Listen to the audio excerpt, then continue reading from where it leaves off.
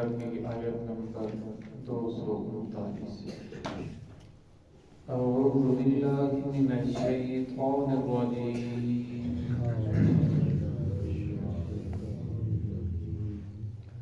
بسم اللہ الرحمن الرحیم۔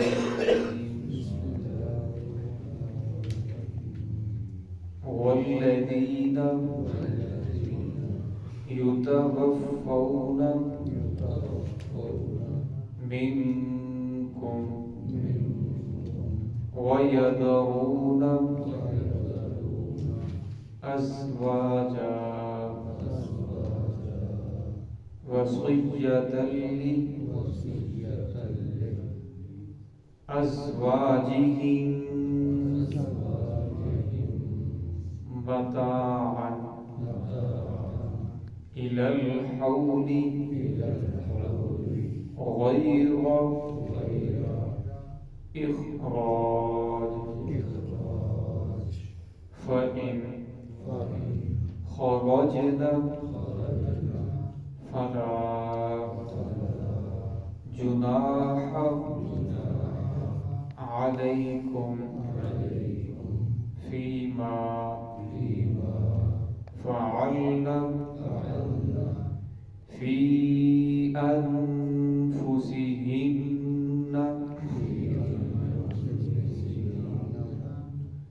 من معروف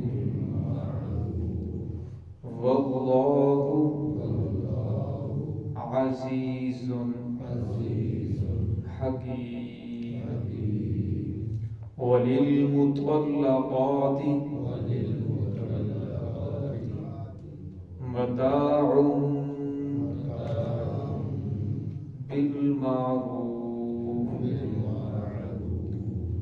حقا على المتقين۔ كذلك يبين الله لكم آياته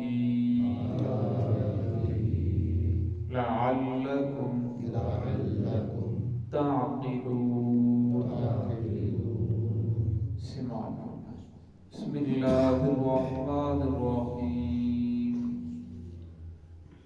والذین یتوفون منکم ویذرون ازواجا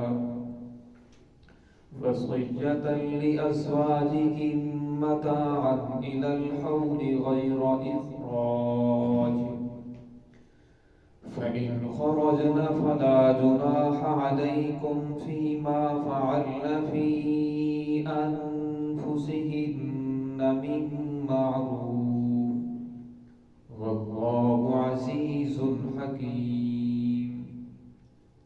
وللمطلقات متاع بالمعروف حقا على المتقين۔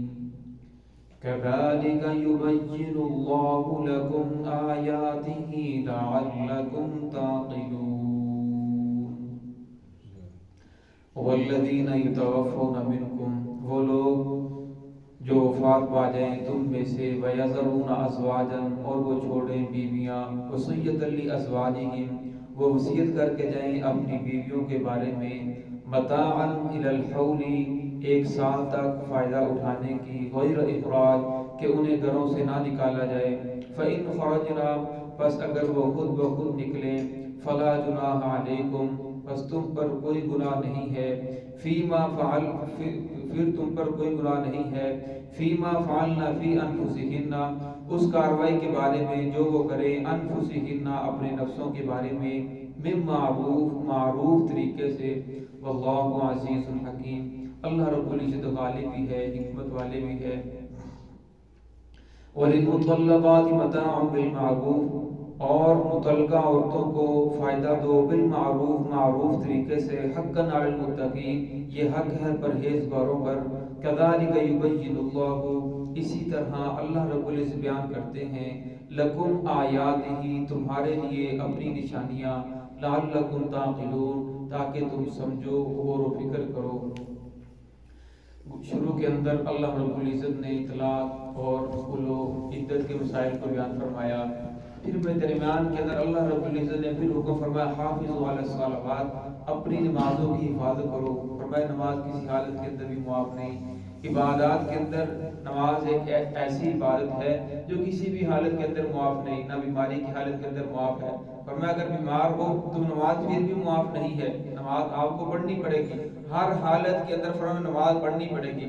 پھر فرمایا کہ جو آدمی نماز کی حفاظت کرے گا وہ دین کے باقی احکام کی بھی حفاظت کر سکتا ہے۔ جو آدمی نماز کی حفاظت کرے گا وہ بیوی بچوں کے حقوق بھی ادا کر سکتا ہے۔ فرمایا جو نماز کی حفاظت ہی نہیں کر رہا تو اس کے لیے دین کے دوسرے احکام کو پورا کرے۔ فرمایا اعتماد سے نہیں کہا جا سکتا، کچھ لوگ ایسے بھی ہیں جو دوسرے احکام پورے کرتے ہیں، لیکن فرمایا اصل چیز نماز ہے۔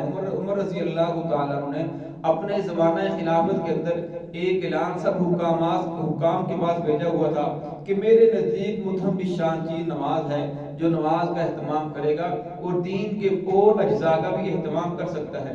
جو نماز کا اہتمام نہیں کرے گا فرمایا وہ دین کے اور احکامات کو اجزاء کو بطریق اولا ضائع کرے گا۔ پھر اللہ رب العزت نے آخر کے اندر، یہ بس آخری سبق ہے، اس کے بعد آگے دوسرے احکامات شروع ہو جائیں گے۔ فرمایا وہ لوگ جو تم میں سے وفات پا گئے اور وہ چھوڑ کر چلے گئے بیویاں، تو ان کے لیے یہ شرط پہلے یہ تھی کہ وہ 1 سال کی وصیت کر کے جائیں کہ 1 سال تک عورت گھر سے بھی نہیں نکلے گی اور 1 سال تک اسے گھر والے فائدہ بھی پہنچائیں گے۔ کیونکہ اسلام سے پہلے عرب کے اندر زمانہ جاہلیت میں یہ بات مشہور تھی، جس عورت کا خاوند فوت ہو جاتا اس کی عدت 1 سال تک تھی۔ تو اسلام نے بھی شروع کے اندر اس حکم کو باقی رکھا، کیونکہ پہلے میراث کے احکامات نازل نہیں ہوئے تھے۔ جب میراث کے احکام نازل ہوئے، کیا بیوی کو اتنا حصہ ملے گا، ماں کو اتنا حصہ ملے گا، باپ کو اتنا حصہ ملے گا، فلاں عزیز کو اتنا حصہ ملے گا، پھر اس کے بعد اس آیت کا حکم منسوخ ہو گیا۔ پھر دوسری آیت اتری کہ اب اگر کسی کا خاوند فوت ہو جائے تو اس کی عدت 4 ماہ 10 دن ہے۔ تو فرمایا اب یہ حکم منسوخ ہو چکا ہے، یہ پہلے کی آیت ہے، اگرچہ ترتیب کے اعتبار سے بات ہے کیونکہ قرآن پاک تھوڑا تھوڑا کر کے نازل ہوا، تو آپ صلی اللہ علیہ وسلم صحابہ کرام کو فرماتے تھے اس آیت کو فلاں آیت کو فلاں کے بعد رکھو، فلاں کو فلاں سے پہلے رکھو۔ تو فرمایا یہ نزول کے اعتبار سے تو بعد کے اندر ہے، نزول کے اعتبار سے پہلے کے اندر ہے، لیکن ترتیب کے اعتبار سے یہ بعد کے اندر ہے، لیکن اس کا جو اب حکم ہے وہ منسوخ ہو چکا ہے۔ لیکن کیوں؟ اس لیے کہ وہ دوسرا حکم نازل ہو چکا ہے کہ جس عورت کا خاوند فوت ہو جائے اس کی عدت 4 ماہ 10 دن ہے۔ فَإِنْ خَرَجْنَا فَلَا جُنَاحَ عَلَيْكُمْ، فرمایا اگر وہ نکلیں یعنی عدت گزارنے کے بعد، فرمایا پھر تم پر کوئی گناہ نہیں ہے کہ وہ جو بھی کریں اپنے نفسوں کے بارے میں من معروف طریقے سے۔ یہاں معروف طریقے کی قید لگائی۔ فرمایا اگر وہ عورت کوئی برائی کرتی ہے تو فرمایا پھر تمہیں روکنا بہت ضروری ہے۔ کیوں؟ اس حدیث کے تحت فرمایا اگر برائی کو آنکھوں سے ہوتا ہوا دیکھو تو تمہارے اندر طاقت ہو تو اس کو ہاتھ سے روکو، اگر اتنی طاقت نہ ہو تو فرمایا زبان سے روکو، اگر زبان سے روکنے کی بھی طاقت نہیں تو دل کے اندر برا سمجھو، اور پھر فرمایا اگر وہ برائی کرنے والا تمہارا کوئی عزیز ہے، تمہارے رشتہ دار ہے، فرمایا پھر تو ان کو روکنا بطریق اولا بہت زیادہ ضروری ہے۔ تو فرمایا اگر وہ برائی کا راستہ اختیار کریں تو پھر انہیں آپ نے روکنا ہے، آپ کے اوپر لازم ہے۔ اگر وہ برائی کا راستہ اختیار نہیں کرتے، معروف طریقہ جو ہے نکاح کرتے ہیں، تو فرمایا پھر تم انہیں روک نہیں سکتے بلکہ انہیں نکاح کرنے دینا چاہیے۔ واللہ عزیز حکیم، اللہ رب العزت غالب بھی ہیں، حکمت والے بھی ہیں۔ انسان ہے گناہ کرتا چلا جاتا ہے، اللہ رب العزت غالب ہے، پکڑنا چاہے تو فوراً پکڑ لیں، لیکن حکمت والے ہیں، ڈیل دیتے ہیں کہ شاید بندہ سنور جائے، شاید بندہ دوبارہ کلمہ پڑھ لے، شاید بندہ دوبارہ نماز پڑھنا شروع کر دے، شاید بندہ دوبارہ معافی مانگ لے۔ اللہ رب العزت بندے کو ڈیل دیتے ہیں۔ وَلِلْمُطَلَّقَاتِ مَتَاعٌ بِالْمَعْرُوفِ، پہلے پیچھے حکم تھا کہ جس عورت کا مہر مقرر نہیں ہوا اور اس کی رخصتی بھی نہیں ہوئی، اسے طلاق دے دی گئی، تو فرمایا اسے جو ہے معروف طریقے سے کچھ نہ کچھ دینا واجب ہے، یعنی ضرور دو، اس کو حکم تھا۔ اب یہاں اللہ رب نے فرمایا کہ جس عورت کو بھی تم نے طلاق دے دی تو طلاق دینے کے بعد اسے کچھ نہ کچھ دینا یہ مستحب ہے، اگر آپ دو گے تو اس سے آپس کے اندر محبت بٹے گی۔ فرمایا للمطلقات متاع بالمعروف، عورتوں کو کچھ نہ کچھ فائدہ دو، کپڑے دے دو، اور کپڑے نہیں دے سکتے جو بھی ہو سکے پیسے دو، جو آپ دے سکتے ہو اپنی وسعت کے مطابق۔ گزشتہ آیت کے گزرا فرمایا وَعَلَى الْمُوسِعِ قَدَرُهُ وَعَلَى الْمُقْتِرِ قَدَرُهُ، فرمایا جو مالدار ہے اس کے اوپر اسی طرح احکام لاگو ہوں گے کہ وہ مالداری کے اعتبار سے ان کو چیزیں عطا فرمائے، اگر وہ غریب ہے فقیر ہے تو فقیر کے اوپر اسی کے مطابق احکام لاگو ہوں گے۔ حقاً علی المتقین، فرمایا یہ حق ہے پرہیزگاروں کا. اگر کوئی آدمی نہیں دیتا تو فرمایا وہ گناہگار نہیں ہے، لیکن جو پرہیزگار ہے، اللہ سے ڈرنے والا ہے، اس کے اوپر یہ حق ہے کہ وہ ضرور کچھ نہ کچھ دے. کذالک یبین اللہ لکم آیاتہ، فرمایا اس طرح اللہ رب بیان کرتے ہیں تمہارے لیے اپنی آیات، لعلکم تعقلون، تاکہ تم سمجھو، غور و فکر کرو. اللہ رب فرماتے ہیں کہ سب کچھ بیان کرنے کے بعد پھر فرمایا کہ تم جو بھی کرو گے دل کی خوشی کے ساتھ کرو گے یا دل کی ناخوشی کے ساتھ کرو گے، اللہ رب کو خوش کرنے کے لیے یا برادری کو خوش کرنے کے لیے، فرمایا اللہ رب العزت کو سب معلوم ہے، اللہ رب العزت ہر چیز سے باخبر ہے.